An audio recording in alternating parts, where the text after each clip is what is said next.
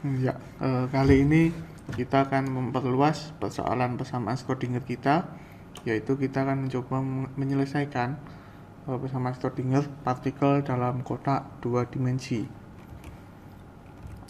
Nah, jadi misalkan kita memiliki kotak 2 dimensi di mana partikel itu dia berada di dalamnya di sini. Jadi partikel bisa kemana aja di 2 dimensi itu. Nah, potensialnya jadi dia 0 ketika x-nya di antara 0 sampai x1, di sini 0, dan di antara 0 sampai L2 untuk y-nya, dan yang lainnya itu tak hingga lebih dari L1, kurang dari L1, kurang dari 0, lebih dari L2 gitu.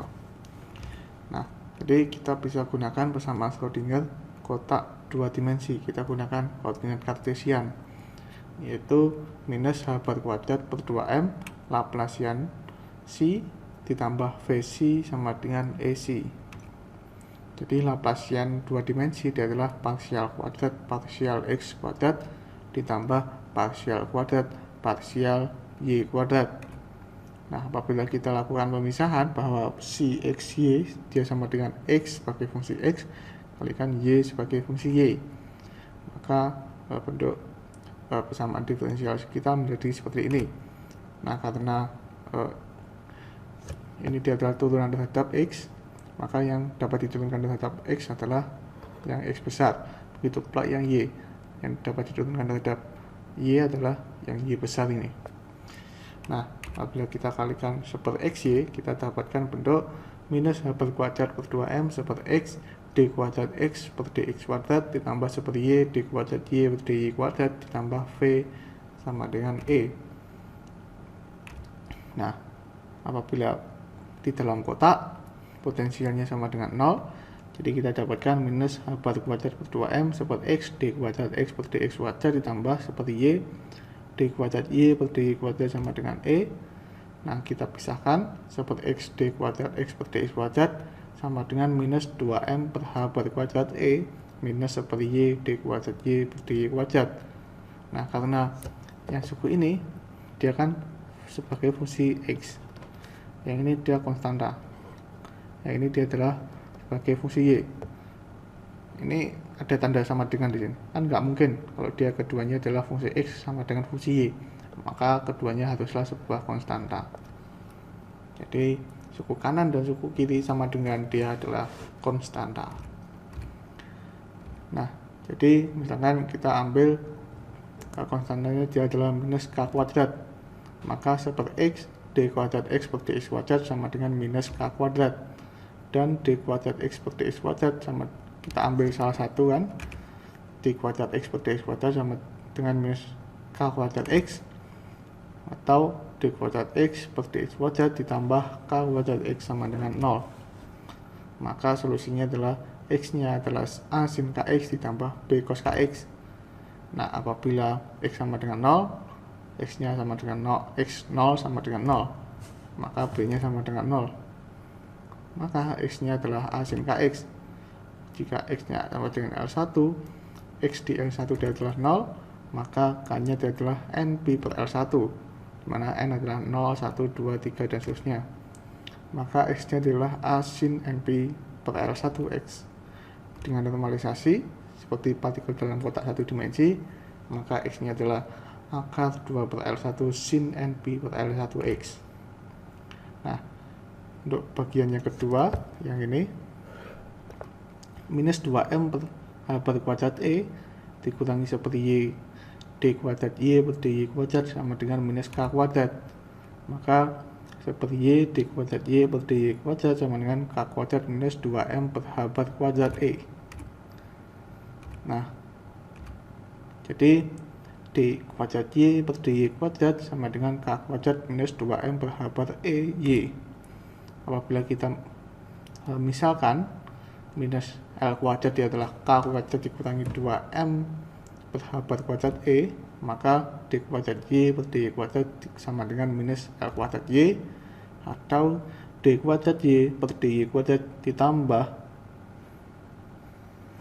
L kuadrat Y sama dengan 0. Maka Y-nya adalah C sin LY ditambah D cos LY. Jika Y-nya sama dengan 0, D-nya sama dengan 0, maka Y sama dengan C sin LY. Jika Y sama dengan L2, Y L2 harus sama dengan 0, maka L-nya adalah P per L2, dimana P adalah 0, 1, 2, 3, dan seterusnya. Maka Y adalah C sin P per L2Y. Dengan normalisasi, Y-nya adalah 2 per L2 sin PP per L2Y. Nah, kita memiliki psi sebagai fungsi X dan Y, dia adalah X besar kali Y besar.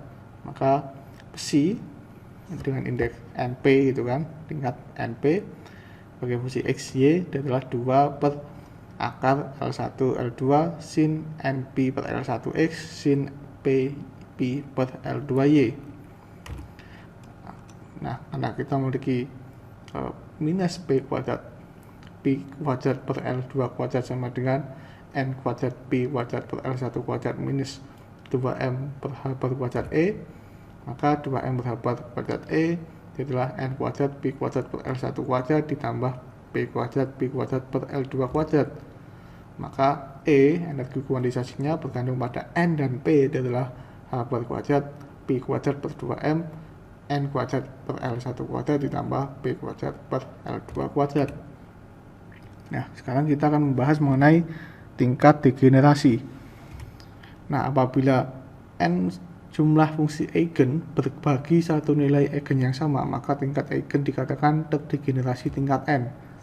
Jadi misalkan ini psi itu kan dia adalah fungsi eigen dari persamaan Schrödinger.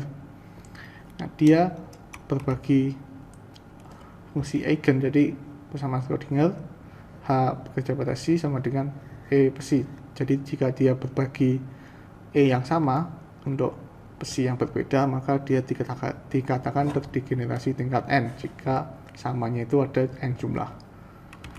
Nah, jadi kita memiliki ENP seperti ini.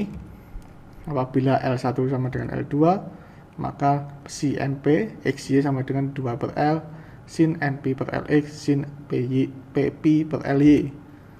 Nah, ENP-nya adalah H per kuadrat P kuadrat per 2M L kuadrat N kuadrat ditambah P kuadrat.